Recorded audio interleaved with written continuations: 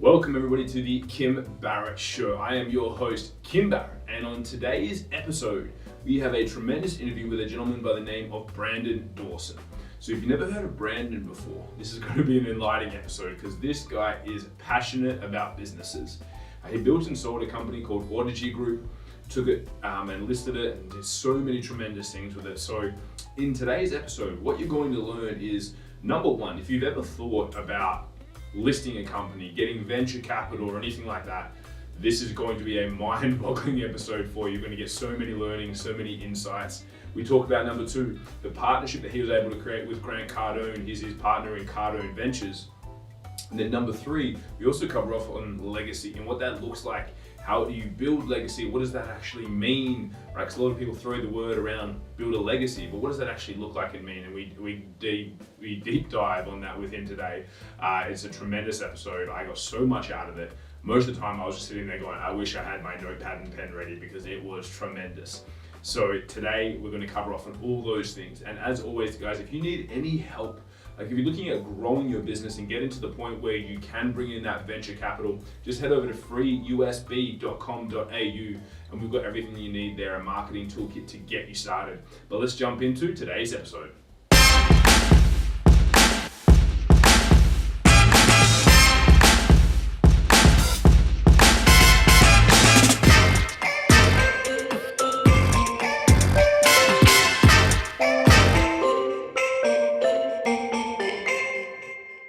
Today, guys, I am absolutely pumped to be bringing to you from the other side of the world, Brandon Dawson.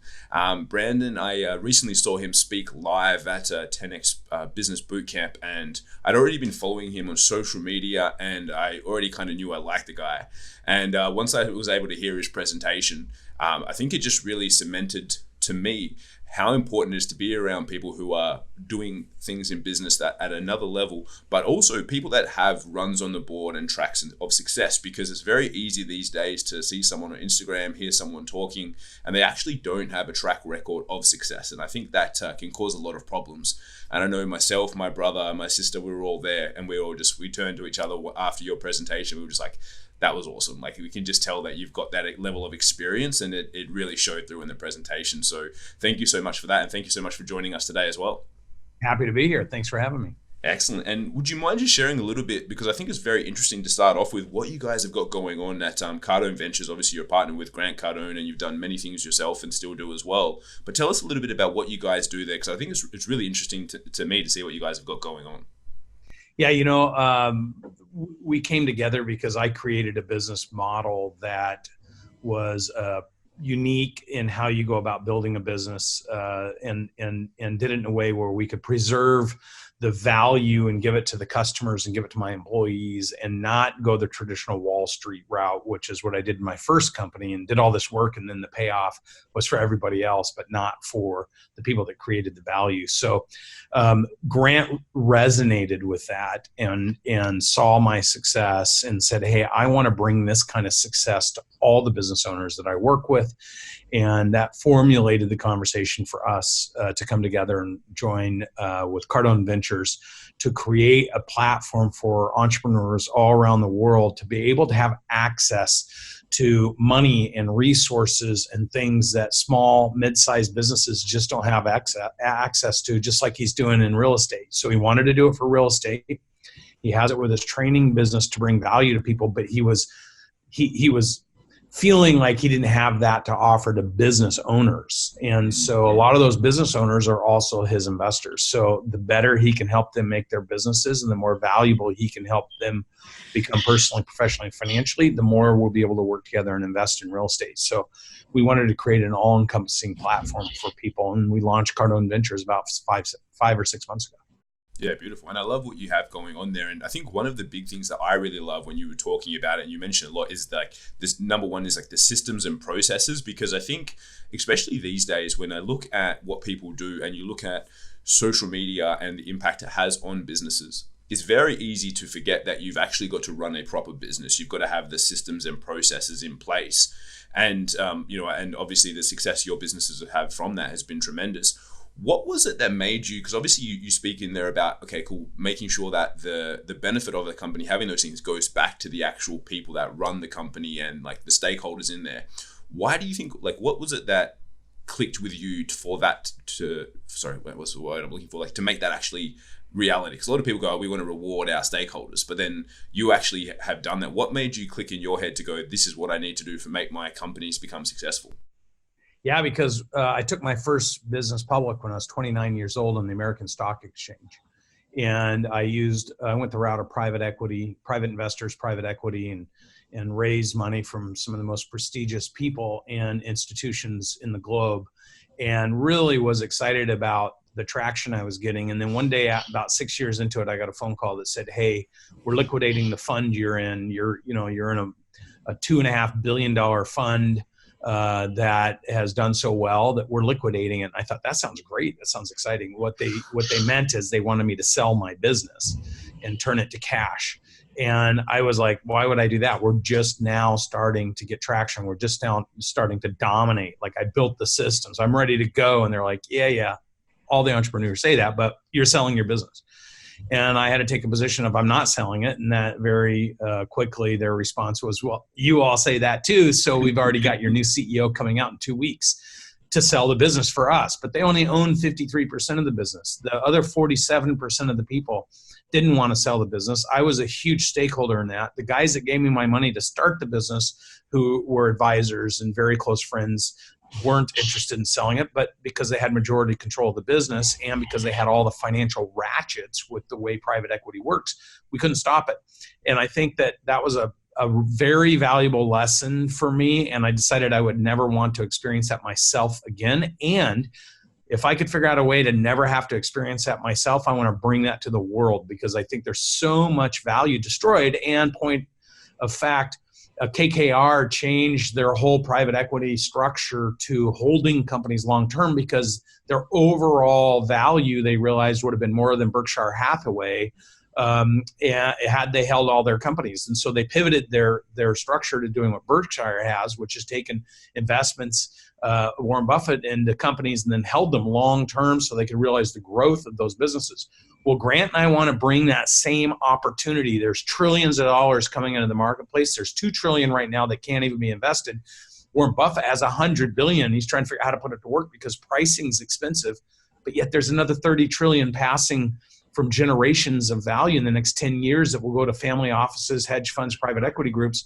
And those businesses, that money will never see its way into these smaller businesses unless something changes and we create a way for that to happen, like he's doing in real estate with Cardone Capital. Yeah, that's so true. And I think the big thing there is like that you're mentioning about when you brought in those external people that were venture capitalists and whatnot. A lot of people, I think, again, you watch movies like The Social Network, you see Facebook, and they're like, oh, let's just go and bring in venture capital, let's get funded. But there's a lot of things that you lose control-wise, but also because I know one big thing you always like to talk about is legacy and being able to build that. It's hard to build a legacy if it's in the hands of someone else, right? If someone else could literally go, well, we're selling today, liquidating, so long. Steve Jobs' story is a perfect example of that, right? Yeah. What would have happened if Steve Jobs hadn't gone out, created another successful business, and then was brought back to Apple? What would Apple look like today? And I think that there's a lot of amazing examples of that. And also, listen, for a lot of businesses, venture capital and private equity, when it works, and hedge fund investments and family office investments, when those things work, they can work really well. So I don't want anybody to misunderstand what I'm saying. And not all those groups that are in business are created equal. Some are very pro-entrepreneurs, some are very pro-founders, some are very pro-business. But then you have a lot that are pro-fees, pro-returns, okay?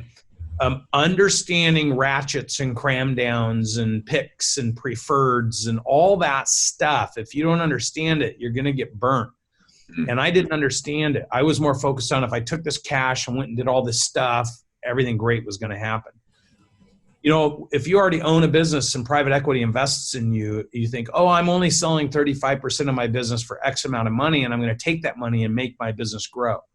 Here's the implication.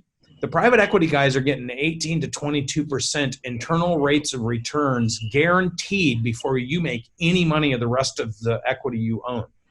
So if it's a 3, 4, or 5 year investment, that means their overall investment has to double before you get a penny, even if you own 60% of the business.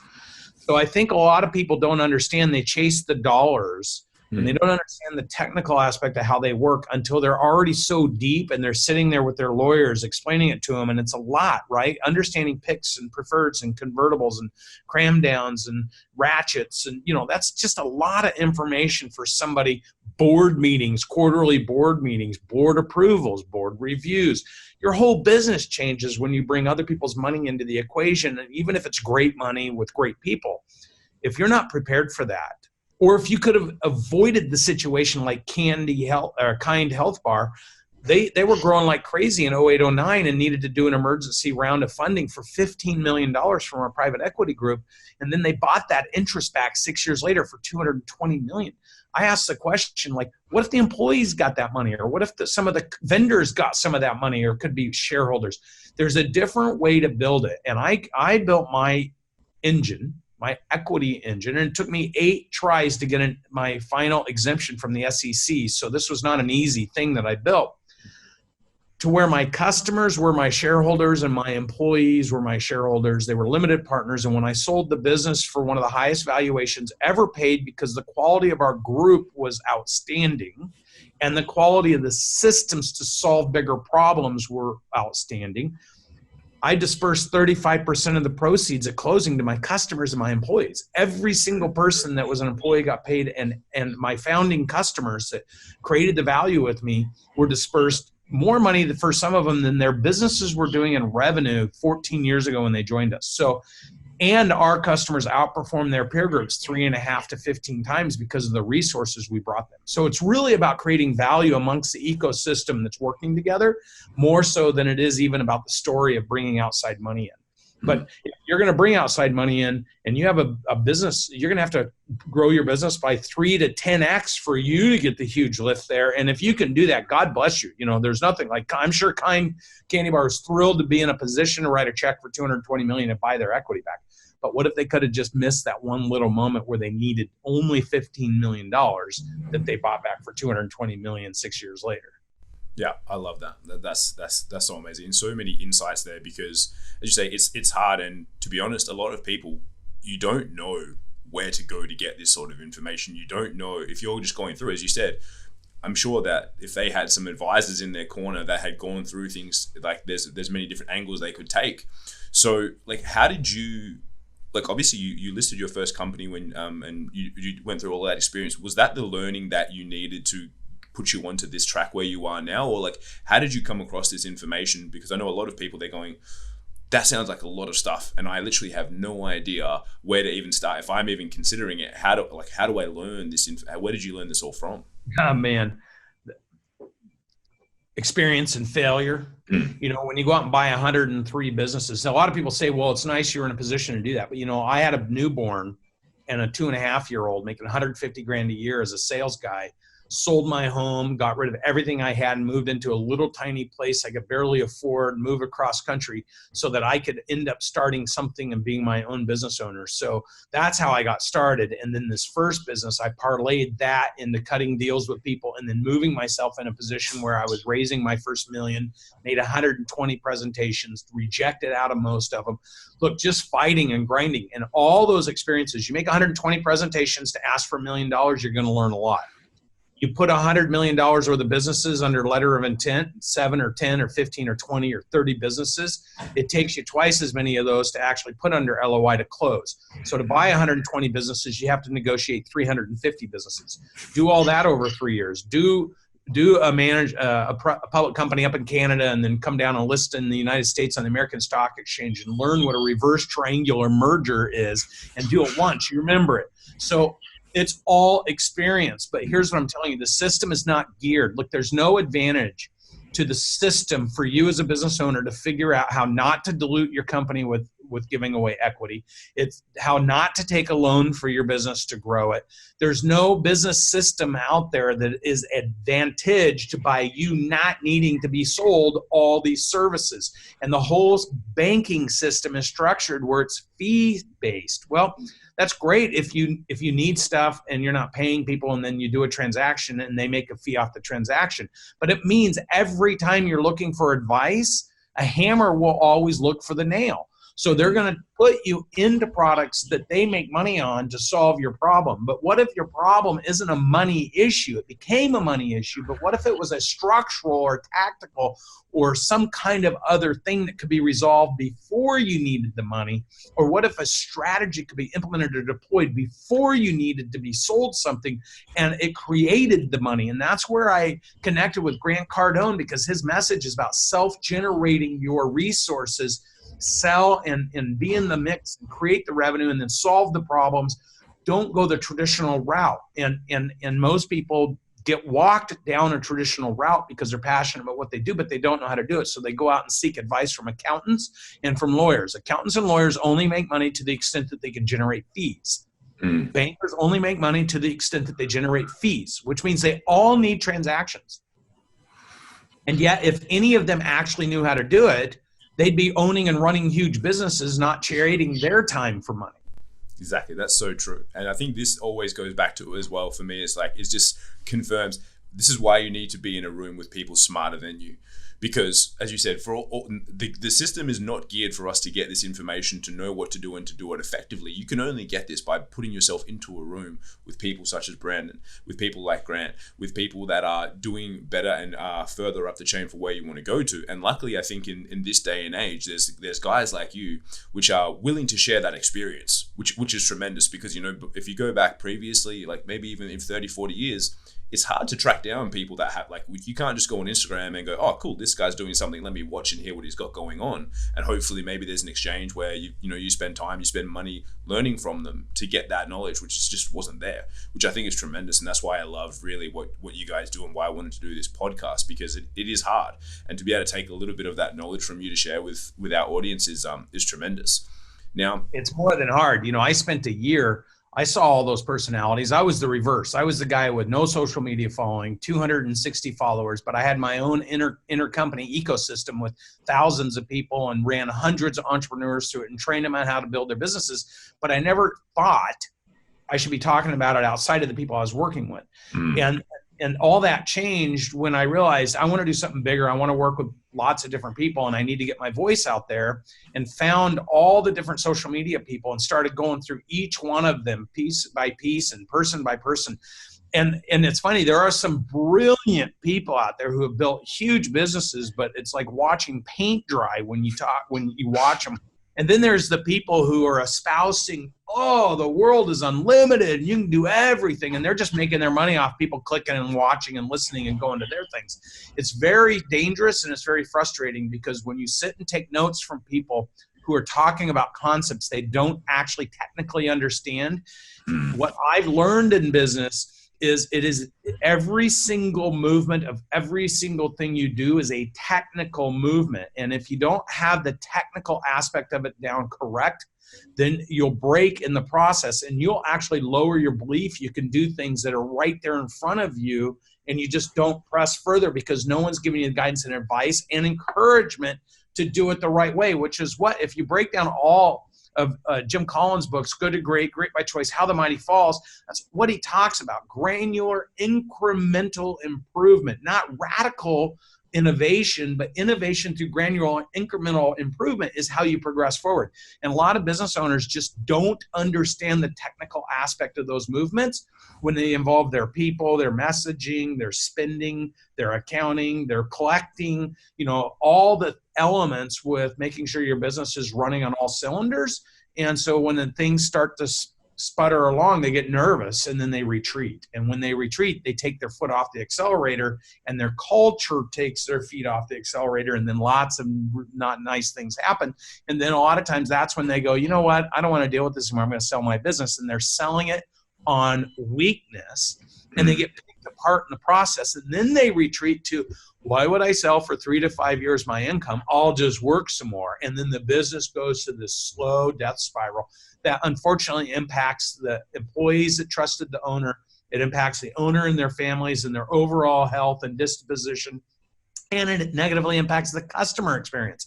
So making sure that you're aware and alert and understanding of all those elements before you lose that energy, before you're stuck in the vacuum of decline, is really important, because it's so easy to do things right. But if you don't know what those indicators are and you don't know how to align your people with it, I assure you, you'll find yourself in a position where you'll be asking, what did I spend the last 20 or 30 years building? And it's really sad. And the reason I'm doing this is I was so burnt and I was so pissed off that I was committed to myself to do it differently. And I did it differently against everyone's guidance, everyone's advice. Every lawyer told me I couldn't do what I was trying to do. SEC will never let you do it. Finally got my exemption. Tax guys said you can't do it. Finally worked through the tax. Like, everyone just said, and now that you've done it, no one's going to care. And then boom, it's been a grinding success. Sold at 77 times EBITDA to a multi-billion-dollar public company whose market cap's tripled since buying us. Everyone along the way has said everyone else was foolish, and yet look at the success and the track record. And I would encourage, based on what you said, every person that's looking for guidance and advice, if you're talking to an accountant or a lawyer or another person or a social media person, and they can't pin you to the exact progression of success with documented proof, and if they haven't done it, shut them out. Stop listening. Turn it off. A lawyer and accountant, look, I have a lot of them I work with. I've worked with them for years. Fabulous for the areas of expertise. But how many of them have actually built a business that's not reliant on them being there? If you don't know how to do it, just like consultants and outside advisors, people go through hundreds of thousands of dollars a year to get tidbits of data and information from people that are supposed to be experts, and yet here they are trading their time for money. They're not creating a big business. You have to look at the source, and you have to pay attention to the success patterns, and you have to follow people who have done it, and everyone else is going to steer you down a rabbit hole that's very frustrating, I promise. That's so true. And we find the same. Like we have a Facebook advertising agency, and we do Facebook advertising, and we get other agencies come to us, and we have clients ask us, and it's like literally they ask the same thing. It's like, oh, cool. So, well, you're going to teach me how to do this. How do you generate your leads and inquiry? And I'm like, well, I would be very unethical if I didn't tell you it's Facebook advertising. I use the method that I'm going to teach you for myself. And I find it's like there's so many people out there where they watch a video, they become a marketing person, or they become a marketing agency, even though there's one of them, and they try and bring on business, but they don't even know how to apply those principles themselves to grow a business. So it frustrates me very much, because I see it happen all the time, and then business owners get burnt. They get into a negative spiral, and they don't want to work with people like that. You know, they become untrusting of those people because of an experience they had with someone who was not the right person to listen to start off with. And their time horizon is too short, because they don't trust. They want something to happen instantaneously, and nothing happens instantaneously. So They end up just creating their own reality.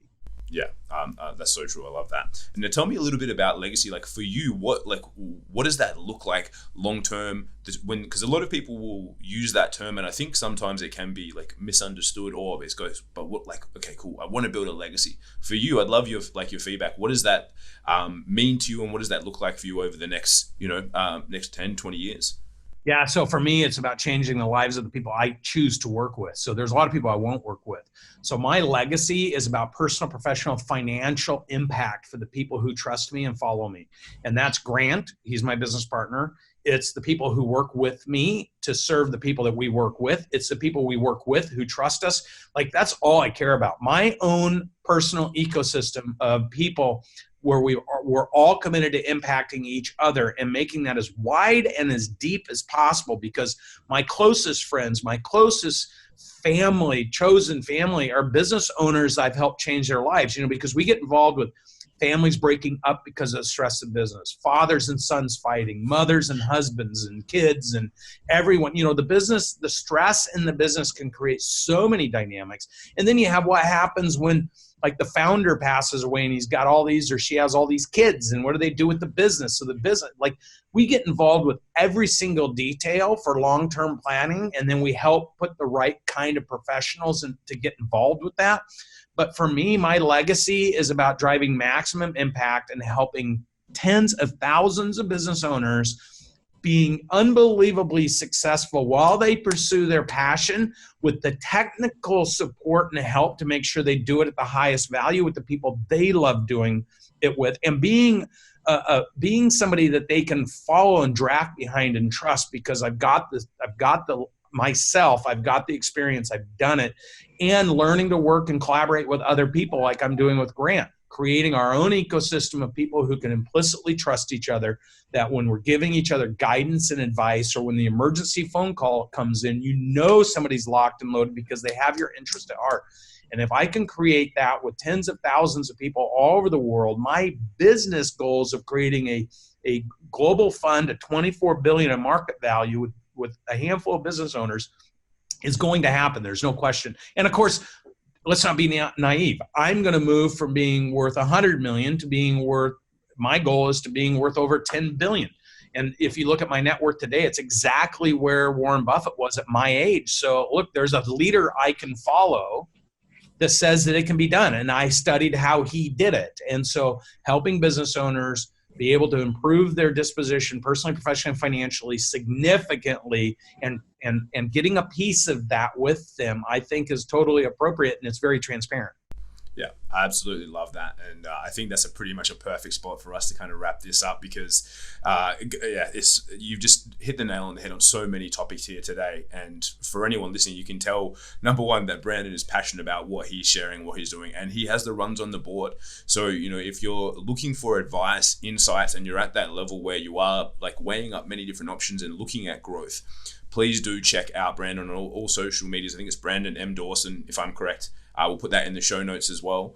On Dawson, and I have the B. Dawson Show. I've got 35 or 38 podcasts out on little segments, so people can follow along with very specific things they're dealing with. Beautiful. Absolutely amazing. So we'll put that in the, we'll put a link to that in the show notes, and also CardoneVentures.com. I think it is. Yep. Beautiful. So guys, please check him out. Absolutely amazing interview. I've just been sitting here. I was like, I'm going to go back and take notes on all this. It was a great knowledge bombs from you here, Brandon. So really appreciate you making the time to spend with us today. And thank you so much. Yeah, absolutely. Thanks for having me on your show. Thank you.